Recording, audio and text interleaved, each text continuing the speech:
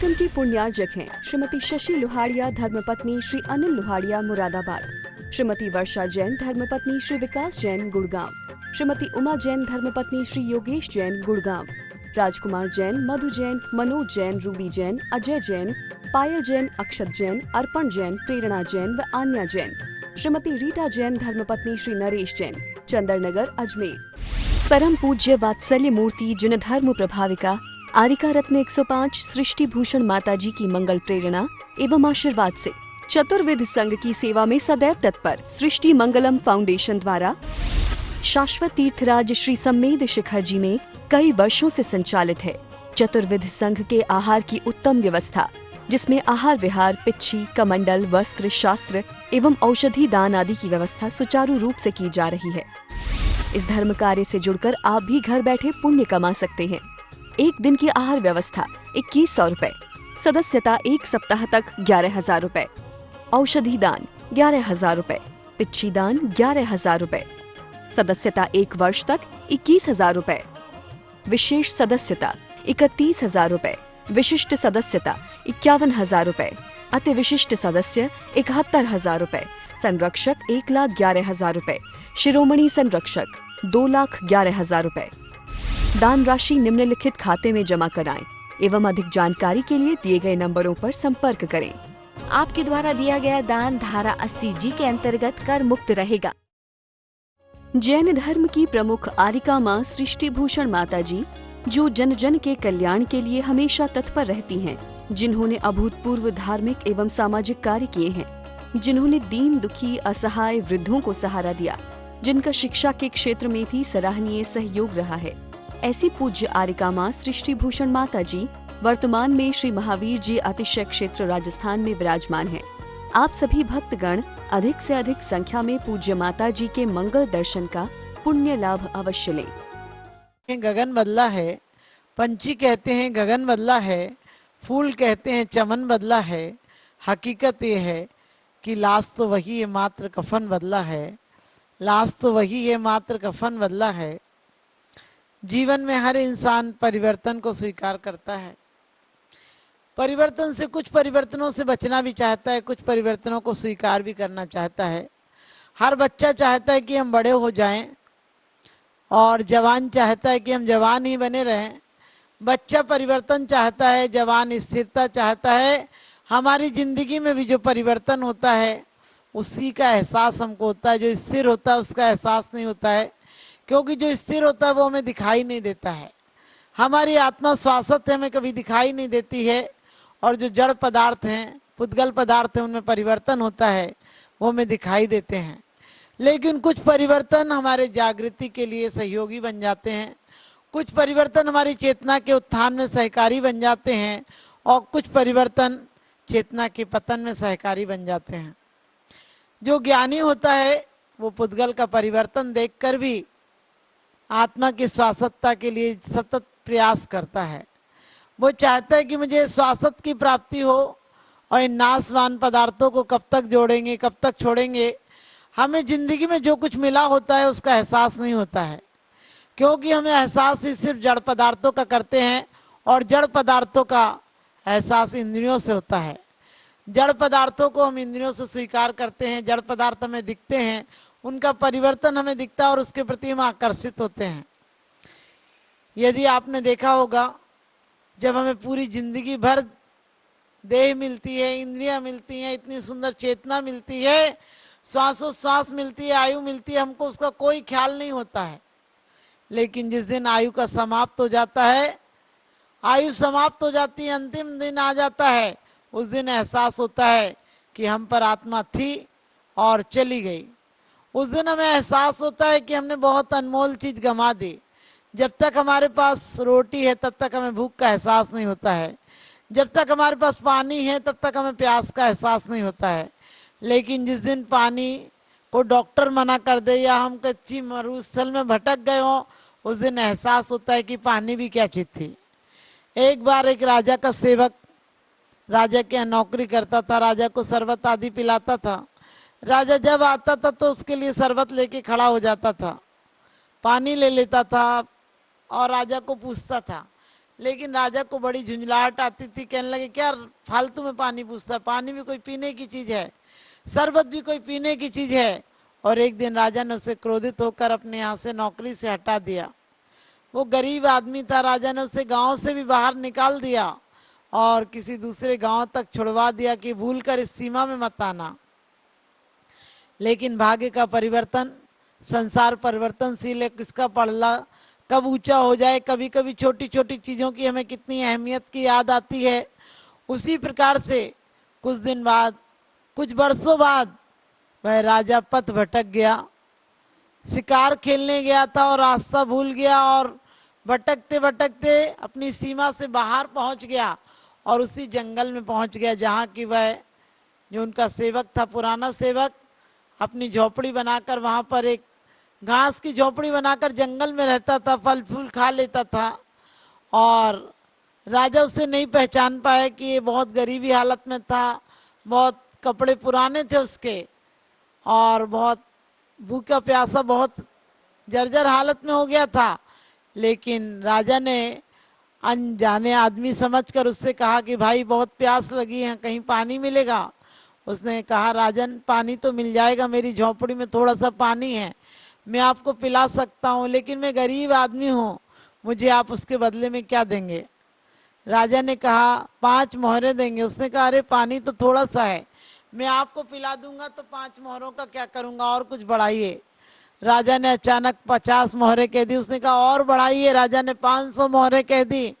उसके बाद भी राजा की प्यास भी बढ़ती जा रही थी और उसकी आस भी बढ़ती जा रही थी। वो प्रतिक्षण कह रहा था और कुछ बढ़ाओ, और कुछ बढ़ाओ। राजा को लगा मेरे प्राण ही निकल जाएंगे क्या पानी के बिना। राजा ने कहा मुझे पानी दे दो भाई, तुम्हें जो कुछ चाहिए वो ले लेना। उसने कहा जो कुछ नहीं चाहिए, जो कुछ लिखना हो वो लिख कर दे दो, बताओ कि क्या दोगे, लिखित में दो, आपके हस्ताक्षर होना चाहिए।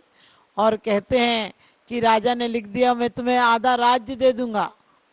लेकिन वो भी बहुत चालाक था, वो कहने लगा आधा राज्य का क्या करूंगा, अरे तुम शासक हो, मैं गरीब आदमी, में शासन चलाना नहीं जानता हूं, तुम मेरे शासन दोबारा ले लोगे और मैं आधे राज्य का क्या करूंगा। तुम तो ऐसा करो मेरे लिए पूरा राज्य लिख दो। लेकिन कहते हैं आज राजा को पता चला था कि पानी की कितनी अहमियत है। राजा को लगा मेरे प्राण ही निकल जाएंगे पानी के बिना, फिर मैं राज्य सत्ता कौन संभालेगा। और मजबूर होकर, दिन भर गर्मी के दिन थे, प्यास बढ़ते बढ़ते इस मौके पर आ गई, इस स्थान पर आ गई प्यास की सीमा कि उसे लगने लगा कि अब मैं मर जाऊंगा, मेरे प्राण नहीं टिक पाएंगे पानी के बिना। और राजा ने एक पत्ते पर उसे लिख कर दिया कि तिनके से लिखा, अपने उंगली में खून निकाल कर उस खून से लिखा कि मैं तुम्हें पूरा राज्य देता हूँ 1 गिलास पानी के बदले में। आप समझ गए, 1 गिलास पानी के बदले राजा ने पूरा राज्य दे दिया उसको। लेकिन गरीब आदमी राज्य का भी उपयोग नहीं कर पाता है। वो दूसरे दिन जा रहा था और पत्ता हाथ में लेकर जा रहा था, बड़ा खुशी से जा रहा था कि मैंने पत्ते को ले लिया और राजा को दिखाऊंगा कि राजा वही राजा हो ना तुम, जो मुझे पानी पिलाने पर डांटते थे, आज पानी के बदले में तुमने मुझे पूरी सत्ता दे दी। लेकिन मूर्ख अपनी चीज की कीमत नहीं करते हैं, संभाल कर नहीं रखते हैं। वो जब जा रहा था तो तेज हवा आई और पत्ता कहाँ उड़ गया, उसकी राज्य सत्ता भी चली गई। आपको लग रहा होगा जब राज्य सत्ता मिली थी तो उस पत्ते को, उस कागज को, उस वसीयत को संभाल कर रखना चाहिए था, वो तो बहुत बड़ी अमानत थी उसकी। अब दोबारा ऐसा कहाँ मौका मिलेगा। लेकिन ध्यान रखना हमारी और आपकी हालत भी ऐसी ही है। हमें परमात्मा ने जरा सी भक्ति के बदले में, जरा सी हमने भक्ति की होगी, मिन्नत की होगी, हमने मांगा होगा कि मुझे 1 बार राज्य दे दो, 1 बार मुझे मनुष्य जन्म दे दो, लेकिन मैं उसके बदले में ऐसी तपस्या करूंगा, ऐसा त्याग करूंगा, ऐसे व्रत करूंगा, संयम धारण करूंगा और क्षमा, प्रेम, वात्सल्य जो गुण होते हैं उनका पालन करूंगा। बस 1 बार दे दो। 1 बार उसने दिया और क्या नहीं दिया आप सोचिए। हमें पंचेंद्रियों के विषय भोग दिए हैं। 5 इंद्रियां यदि संयम में काम आ जाए तो आचार्य कहते हैं सम्यक रूपी गांव तक पहुंचा देती हैं। सम्यक रूपी रथ में हम सिद्ध शिला तक जा सकते हैं, लेकिन हम संयम को छोड़कर, हम अपनी लगाम छोड़कर बेलगाम बने हुए हैं, संयम की जिंदगी जीना चाहते हैं, फिर हम रोज रोज रोते हैं परमात्मा कुछ नहीं मिला, परमात्मा कुछ नहीं मिला। एक एक फ्रैक्चर हो जाए, सोचिए एक जरा सी नस जुड़वाने में, हड्डी जुड़वाने में तुम्हारे कितना कष्ट होता है तुम्हें। और जब तुम्हारी एक एक नस टूटेगी मौत के समय, तुम कितने तड़पोगे, रोओगे, तुम्हारी सारी जिंदगी की जायदाद तुमसे छूटेगी, तब तुम्हें कितना दुख होगा, कितने पछताओगे, नौ नौ आंसू रोगे। लेकिन कहते हैं अब पछताए होत क्या, जब चिड़िया चुग गई खेत। हर आदमी सोचता अभी तो बहुत समय है, धन परिवार के काम कर लो, और परमात्मा से मांगने जाता तो वो ही जाता है। लेकिन जिस प्रकार से बाप अपने बच्चे को जहर तो नहीं दे सकता है ना, इसी प्रकार से परमात्मा ने जिसे असार समझा है, परमात्मा ने जिसे बेकार समझकर, क्षण भंगुर समझकर छोड़ा है और शाश्वत को पाया है, स्थायी सुख को पाया है, सिद्ध शिला को पाया है, परमात्मा तुम्हें वही देगा ना। अपने बच्चों को जहर तो नहीं दे सकता है। बड़ी अच्छी बात लिखी है इरियापद भक्ति में कि यदि कोई भूख से व्याकुल हो और उसे कहीं भोजन की उपलब्धि नहीं हो तो भी वो जहर नहीं खाता है, भूखे मर जाता है लेकिन जहर नहीं खाता है। इसी प्रकार से आज भौतिक चकाचौंध में हमें दुनिया के पदार्थ दिख रहे हैं, हमें संसाधन दिख रहे हैं, लेकिन सम्यक दृष्टि जीव इन संसाधनों को देखकर फिसलता नहीं है, इन संसाधनों को देखकर अपने जीवन को विघात में नहीं ले जाता है, जीवन का घात नहीं करता है, वो तो जीवन का उत्थान करता है। और कहा है बड़े भाग मानुष तन पावा, सुर नर पशु सब तरसई आवा। बड़े भाग्य से मनुष्य जन्म मिला है। उसके बाद भी 6 डाला में दौलत राम जी कहते हैं बड़े भाग रत्नात्रय धरे, उसमें भी रत्नात्रय को धारण करना और बड़े भाग्य की बात है। और कहा उससे भी बड़े भाग्य की बात है कि रत्नात्रय धारण करके मोक्ष पद को पाना, शाश्वत सुख को पाना, सिद्ध शिला में जाना। अभी तक हमने ज्ञान भी कौन सा पाया है जो छायोपशमिक है, जो इस उम्र के बाद ढल जाएगा, बदल जाएगा। इस उम्र में भी हमें कहाँ ज्ञान रहता है। शास्त्र पढ़े मालाएं फेरी, निज दिन रहा पुजारी, किंतु रहा जैसा का तैसा, मन न हुआ निर्विकारी। और 60 वर्ष की उम्र हो गई किंतु ज्ञान न जागा, और सच तो ये कह देना होगा अब तक रहा भागा, सच तो ये कह देना होगा अब तक रहा भागा। वास्तव में भाग्य कहाँ जगा पाते हैं हम, अपनी जिंदगी में कहाँ पुण्य का अवसर ला पाते हैं। पुण्य के नाम पर छपाने में लग जाते हैं, अपना नाम छिपा कर करो, पुण्य छिपा कर करो और पाप को दिखा दो, पाप के क्षमा मांग लो, निंदा कर लो, गरहा कर लो, आलोचना कर लो, और उसके माध्यम से पापों की चर्चा मत करो। हम हमेशा पाप की, अशुभ की, असाता की, शोक की, ताप की, आक्रंदन की, वेदना की, इनकी चर्चाएं करते हैं। अरे कचड़ा है ने कब तक सिर पर माथे पर ढोते रहोगे। कितनी सुंदर देह मिली थी तूने मैली कर ली, कितनी सुंदर देह मिली थी तूने मैली कर ली, अरमानों का गला घोंट कर पाप की गठरी भर ली। सृष्टि मंगलम बन के संगठन देता यह पैगाम है, सृष्टि मंगलम बन के संगठन देता यह पैगाम है। संघ चतुर्वेद की सेवा श्रावक का धर्म प्रधान है, संघ चतुर्वेद की सेवा श्रावक का धर्म प्रधान है। सृष्टि भूषण जी की प्रेरणा का ये शुभ परिणाम है, सृष्टि भूषण जी की प्रेरणा का ये शुभ परिणाम है। संघ चतुर्वेद की सेवा श्रावक का धर्म प्रधान है, संघ चतुर्वेद की सेवा श्रावक का धर्म प्रधान है।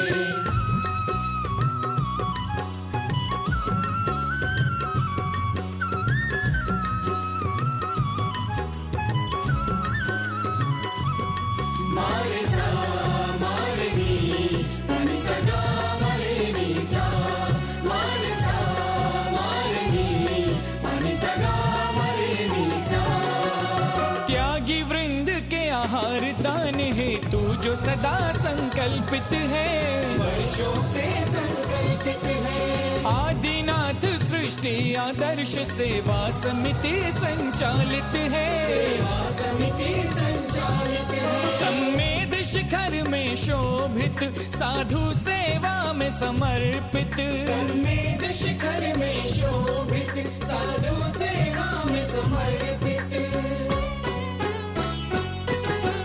दूर करे साधकों की चर्या में जो भी व्यवधान है। दूर करे साधकों की चर्या में जो भी व्यवधान है। संघ चतुर्विध की सेवा श्रावक का धर्म प्रधान है। संघ चतुर्विध की सेवा श्रावक का धर्म प्रधान है।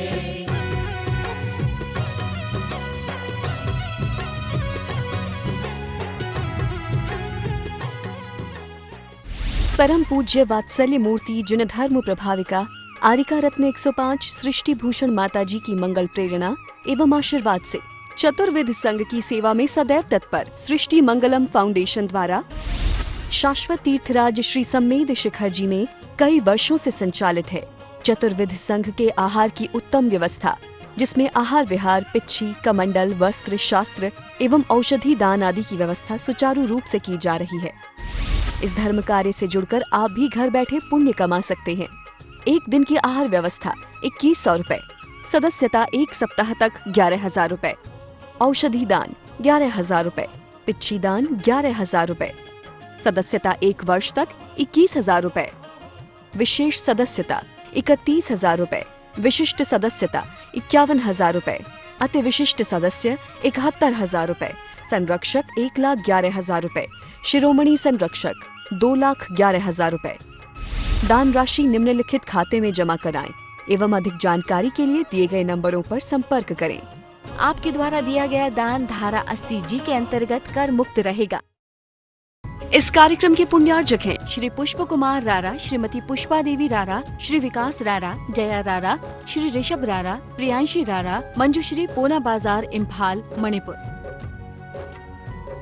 स्वर्गीय बाबूजी डॉक्टर श्री लाजपत राय जी जैन सपरिवार, जंगपुरा, दिल्ली।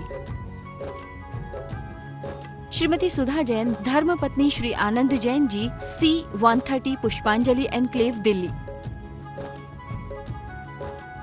श्री ओम प्रकाश सरावगी, पौत्र अभिषेक ऋषभ अभिनंदन सरावगी, निवासी सिलीगुड़ी, पश्चिम बंगाल।